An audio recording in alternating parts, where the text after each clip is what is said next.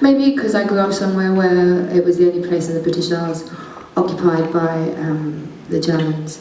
And my father was alive during the Second World War, and my family were going to stay. In fact, a lot of my family did stay. But the night before the final boat left, my grandfather had been chatting to, ironically, his German barber on the island, who had said, "You'll be fine, but your wife won't because she's English."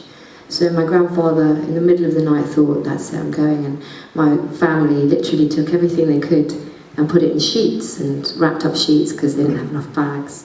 And I think at 2 or 3 in the morning, he and his brother knocked a wall down and put everything that was valuable they couldn't take and built a false wall and put a dresser over it. And it's a quite amazing story.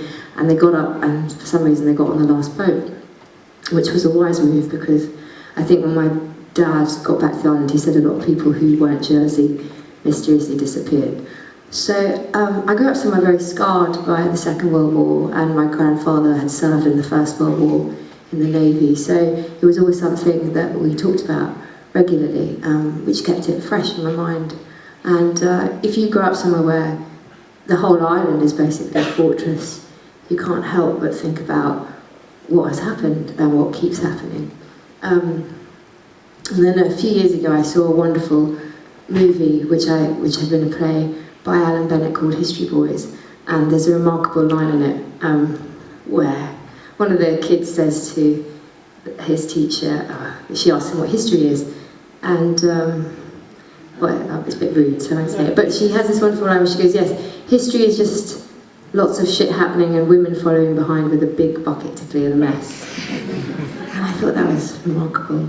I haven't phrased it properly. Anyway, so I was thinking about this while I was pregnant with my son, and I was watching people lining up at Royal Wootton Bassett, welcoming our fallen servicemen back, and the song popped into my head. I need a drink, 1 minute.